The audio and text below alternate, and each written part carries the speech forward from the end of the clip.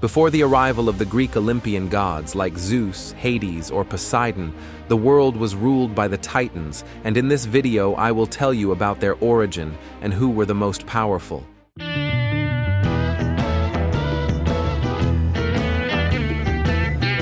It all began with chaos, the primordial void, an existence without form or order. From this abyss were born Gaia, the earth, Uranus, the sky, Tartarus, the underground abyss, and Eros, love, the force that unites and gives life. Gaia, the mother of all that exists, expanded to form the world as we know it. From her emerged mountains, seas, and rivers, but also the desire to create life. Then, Gaia gave birth to Uranus, the starry sky, as her equal, and together they united to populate the world. Their union gave rise to a generation of powerful children, the first gods, the Titans. Uranus became a tyran, fearing that his children would dethrone him, and he locked them in the belly of Gaia, returning them to the interior of the earth. This caused unbearable pain to Gaia, who began to plot a plan to free her children. In her desperation, she created a sickle made of adamantine, a substance as hard as diamond, and called upon her children to rebel against their father. However, only one of them had enough courage to carry out her plan. Number 1. Cronus and Rhea. Cronus is the youngest of the Titans.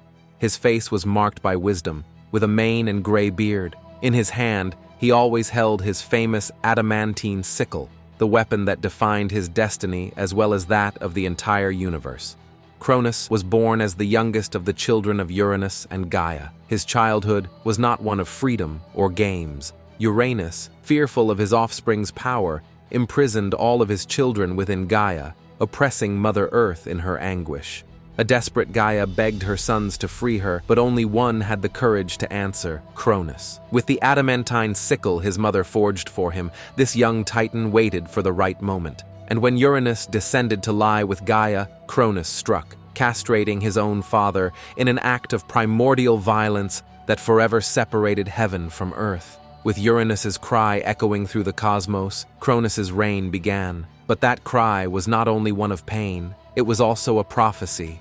You too will fall, my son, and it will be one of your own descendants who will dethrone you. These words embedded themselves in Cronus's mind like a poison that would never cease to torment him. Under the rule of Cronus, the world lived through an era known as the Golden Age. Mortals walked the earth without worry, hunger, or suffering. But in the heart of the king of the Titans, there was no peace.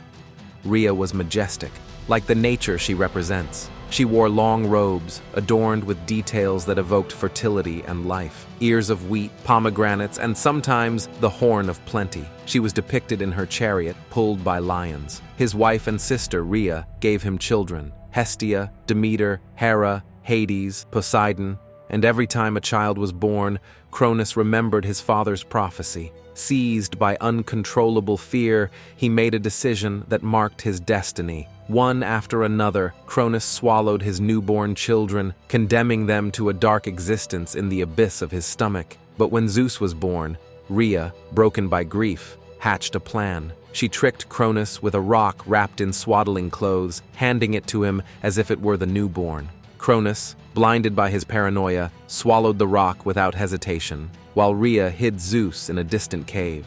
Zeus grew up far from his father's reach. When he reached maturity, he returned to confront the Titan who had fathered him.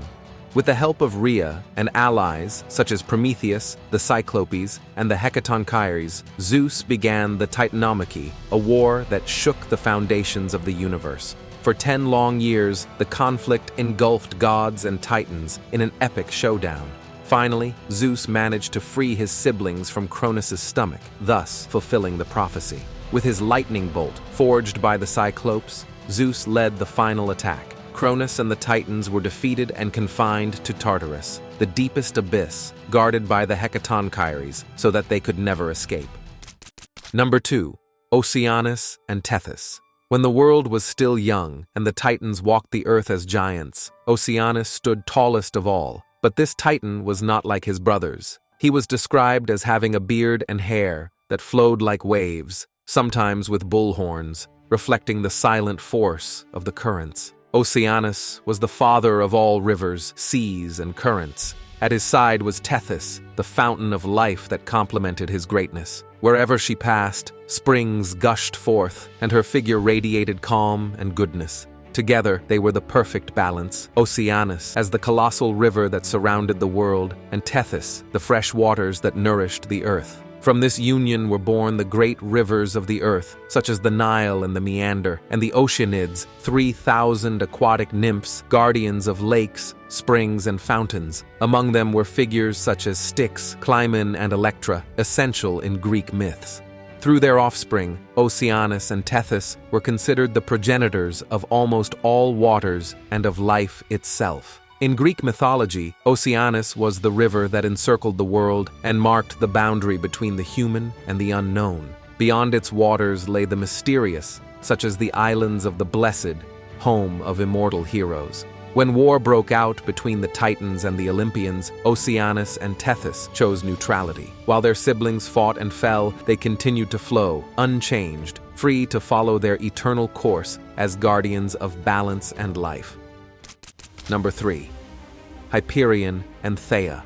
Hyperion, the Titan of heavenly light, represented eternal vigilance from above. His name, He Who Walks Above, or He Who Watches from Above, reflected his connection to the primordial light. His figure radiated a warm and solemn glow, as if the dawn itself inhabited his skin. He was depicted with a crown of sun rays, the precursor of future solar deities and a symbol of their power. But even the most majestic of the Titans needs an equal, and Hyperion found his perfect match in Thea, his Titan sister. The name Thea, the divine and resplendent, could not be more appropriate. If Hyperion was the all-encompassing celestial light, Thea personified the tangible brilliance that beautifies existence. It was she who gave splendor to gems, to gold under the sun, and to crystals that reflect moonlight. This link to the treasures of the earth made her a goddess of beauty and abundance, uniting heaven and earthly world in perfect harmony. From the union of these two titans were born 3 children who represented the fundamental cycles of light.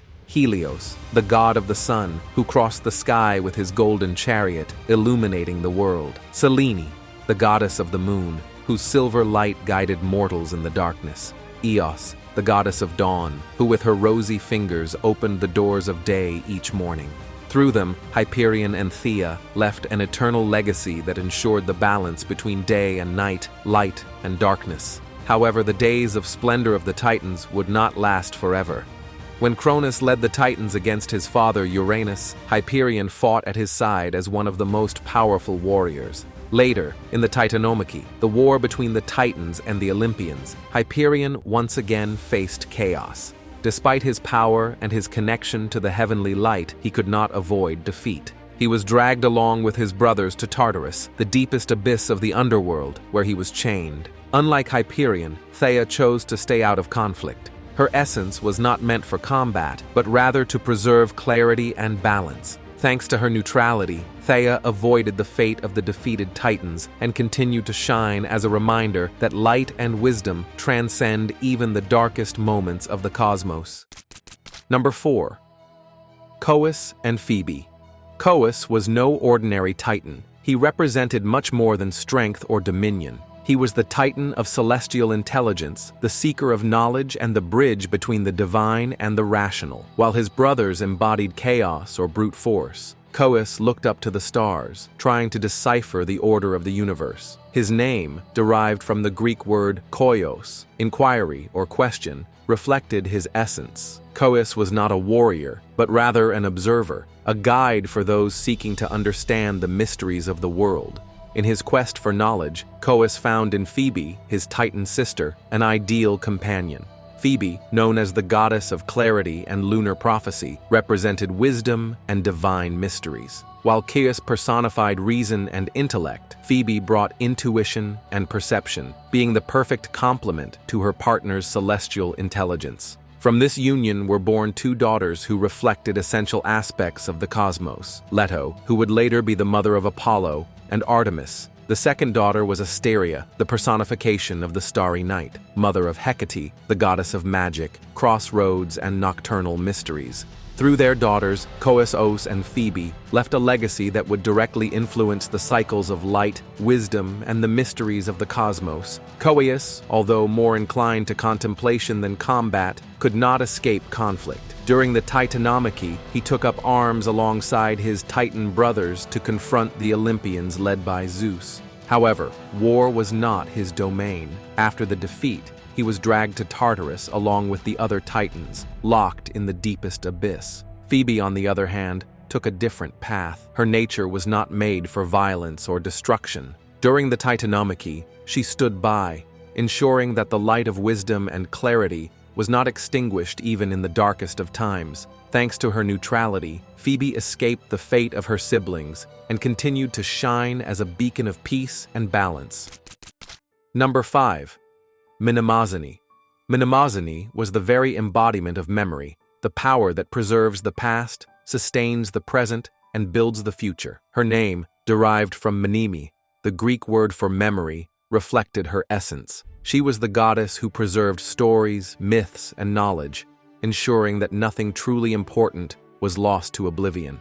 Mnemosyne's most prominent role in Greek mythology is as the mother of the Muses, the divinities of arts and knowledge. Zeus, the king of the gods, visited Mnemosyne for 9 consecutive nights, seduced by her wisdom and charm. From this union were born the 9 Muses, each representing a different aspect of creativity and knowledge. Calliope, the muse of epic poetry; Clio, the muse of history; Erato, the muse of lyric poetry and love; Euterpe, the muse of music; Melpomene, the muse of tragedy; Polyhymnia, the muse of sacred hymns; Thalia, the muse of comedy; Terpsichore, the muse of dance; Urania, the muse of astronomy. Through these daughters, Mnemosyne ensured that memory was translated into inspiration, creativity, and culture. Every work of art, every song, every story, and every poem had its origin in the ability to remember and transform memories into something new.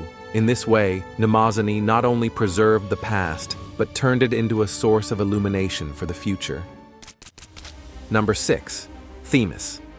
Themis personified the order, divine justice, and harmony that kept the cosmos in balance. Her name, meaning order or natural law, reflected her essence as the guarantor of the laws that governed gods, mortals, and nature. She was depicted with universal symbols of justice: a scale to weigh actions impartially, a sword to execute justice, and, in later times, a bandage over her eyes, symbolizing her absolute neutrality. An ally and advisor to Zeus after his ascension to the throne of Olympus, Themis helped establish order between gods and mortals, ensuring the harmony of the universe. During the Titanomachy, she supported the Olympians, not with weapons, but with her wisdom. As consort of Zeus, Themis gave birth to 2 sets of pivotal daughters, the Horae and the Moirae, who controlled fate, underscoring that even the gods were subject to higher laws. In some accounts, Themis was the first guardian of the oracle at Delphi, passing on prophecies and helping mortals understand their place in the universal order. Number 7. Iapetus. A colossal being who inspired both awe and fear, Iapetus symbolized the boundaries that govern existence: life and death, error and learning, the finitude of mortals.